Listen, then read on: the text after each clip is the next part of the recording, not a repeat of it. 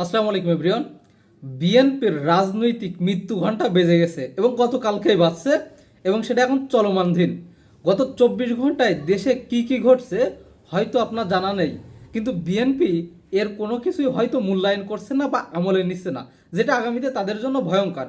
দেখেন, গতকাল রাতে সব থেকে ভয়াবহ ঘটনা ঘটছে কি, ডাকসুর একজন সদস্য সচিব আবদুল্লাহ, শিবিরের একজন নেতা, তার একটা স্ক্রিনশট ভাইরাল হয় জাইমা রহমান এবং তারেক রহমানের একটা মানে এক কথা বিতর্কিত একটা ছবি নিয়ে, কিন্তু সে দাবি করে এটা তার না, এটা একটা ভুল বিভ্রান্তি এবং তাকে ফাঁসানো আসছে। যে কারণে ডাকসুর দুইজন নেতাকে নিয়ে সে কি করছে, যে শাহবাগ থানায় গেছে মামলা করতে, এবং যখন সে জিডি করতে গেছে ঠিক তখনই ছাত্রদল থানার ভিতরে মববাজি করে তাদের উপরে আক্রমণ করে পুলিশের সামনে এবং থানার ভিতরে।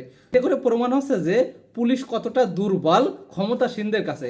এবং তার থেকে বড় কথা, ছাত্র দলের রাজনৈতিকভাবে ছাত্র দলের সংগঠন ততটা এখনো স্ট্রং না, কিন্তু শিবিরের রাজনৈতিক সংগঠন প্রচুর স্ট্রং সারা বাংলাদেশে।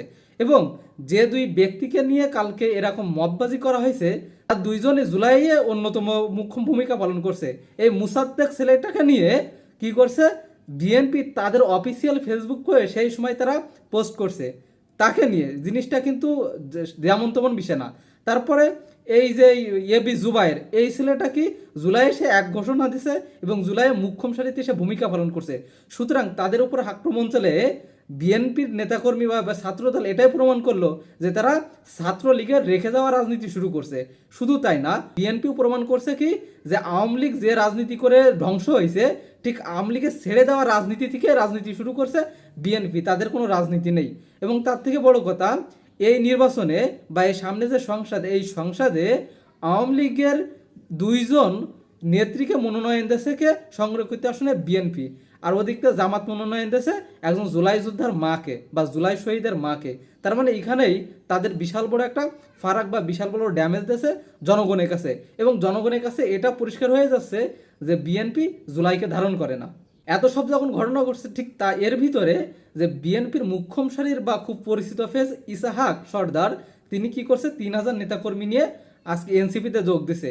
সে সাথে আজকে কন্টেন্ট ক্রিয়েটর কাফি এবং সে সাথে আরও অনেকেই আজকে এনসিপিতে যোগ দিছে। একটা এনসিপি বলা যায় বসন্ত। তার মানে আগামীতে বাংলাদেশে এনসিপি বড় একটি দল হয়ে উঠছে, এটা সবার কাছে পরিষ্কার। এবং দেশে বিদেশে ভালো লবিং চলতেছে যে আগামীতে এনসিপিকে ক্ষমতায় আনার জন্য। এবং বিএনপি যে রাজনীতিটা করে পারিবারতান্ত্রিক, যেরকম ক্রিকেট বোর্ডে দেখা গেছে, এই রাজনীতি বাংলাদেশ পছন্দ করে না। এক কথা, এটা পছন্দ করে না। ভিতরে আপনি মিডিয়ার ভূমিকা কি দেখবেন, দেখেন গতকাল রাজশাহী একটি কলেজে বিএনপির একজন নেতা কি করছে, এক শিক্ষিকাকে মারধর করছে পায়ের জুতা দিয়ে। সেই ভিডিও ভাইরাল হয়েছে। প্রথমে কি ভিডিও ভাইরাল হয়েছে, ঠিক এরকমই কয়েকটা নিউজ চ্যানেল এই ভিডিও প্রকাশ করছে।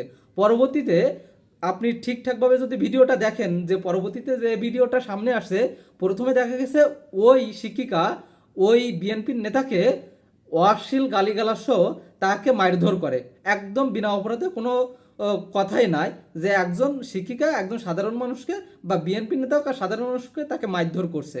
তারপরে যখন সে সহ্য না করতে পেরে বাদ ভেঙে গেছে, তখন সে পায়ের জুতা খুলে তার প্রতিবাদ জানাইছে, বা এক কথায় তাকেও সেম রিয়াকশান দিছে। কিন্তু মিডিয়ায় প্রকাশ করলে কি, যে বিএনপির নেতা তাকে মারছে, যে কারণে তাকে বিএনপি তাদের ফেসবুক পোস্টটিকে জানানো হয়েছে যে তাকে বহিষ্কার করা হয়েছে। সুতরাং এখানে দেখেন, এই মিডিয়া, যে মিডিয়া মনে করছেন আপনাদের পক্ষে কাটছে, সুযোগ পালে কিন্তু আপনাদের সেই মিডিয়া সবল দিয়ে দিচ্ছে। দেখেন কত বড় স্ক্যান্ডাল করলো বা ব্লিন্ডার করলো আপনাদের নিয়ে জাতির সাথে। সুতরাং আগামীতে যখন সুযোগ পাবে, এই মিডিয়া আপনাদের সব থেকে বড় শত্রু হবে, কিন্তু আপনারা সেটা বুঝতেছেন না। আবার আরেকটা দিকে যদি আপনি লক্ষ্য করেন, বিএনপি ক্ষমতায় না আসতে না আসতে যে বৈশ্বিক যুদ্ধের কারণে বাংলাদেশের অর্থনীতির অবস্থা খুবই খারাপ।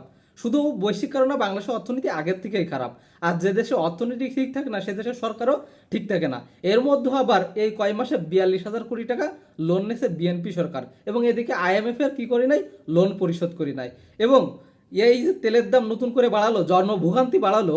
তেলের দাম কিন্তু এখান থেকে 4 বছর আগে সেম রেট করা হয়েছিল, তখনও পরিবহনের বা দাম মানে ভাড়ার দাম বাড়ানো হয়েছিল, কিন্তু সেই দাম পরিবহন মালিক সমিতি কমায়নি। 4 বছর পরে এসে আবার তেলের দাম বাড়ানো হলো, সেম তেলের দাম হলো, কিন্তু সেই পরিবহনের ভাড়া তো আগে কমায়নি, আবার আগে যে ভাড়া নির্ধারণ করে দেওয়া ছিল সেই ভাড়া থেকে আবার এখন ভাড়া বাড়ানো আছে। সুতরাং জনগণের কাছে যে ক্লিয়ার মেসেজটা যাচ্ছে যে সরকার তাদের সাথে প্রতারণা করছে এবং এই সরকার দেশ চালাতে ব্যর্থ আছে। সুতরাং গণমানুষ তাদের জীবন চালিকা চালানোর সময় তারা খুবই বিঘ্নতা সৃষ্টি হচ্ছে, তাদের জনজীবনে খুবই সংকট সৃষ্টি হচ্ছে এবং তারা এই সরকারের উপর ক্ষেপে আছে। দেখেন, আমি একজন বিদেশি বা বাংলাদেশি প্রবাসী, তিনি তার ফেসবুক পোস্টে, তিনি একজন রাজনৈতিক অ্যানালাইসিস্ট, তিনি লিখছেন যে আমি পপকর্ন নিয়ে বসে আছি যে কখন বিএনপির পতন হয় সেটা দেখার জন্য। সুতরাং বিএনপি যেসব গুপ্ত রাজনীতি, এ রাজনীতি সে রাজনীতি করছে, এই রাজনীতি আগামীতে তাদের খুব দ্রুত সময়ের জন্য কাল হয়ে দাঁড়াবে। বিএনপি সঠিক অর্থে প্রকৃত রাজনীতি বুঝতেছে না বা করতেও পারতেছে না, বা এই দেশটাকে যে আগামীতে কিভাবে একটা ভালো মডেল করবে বা স্থিতিশীল রাখবে তেমন কোনো প্ল্যান বা পরিকল্পনা তাদের ভিতরে দেখা যাচ্ছে না।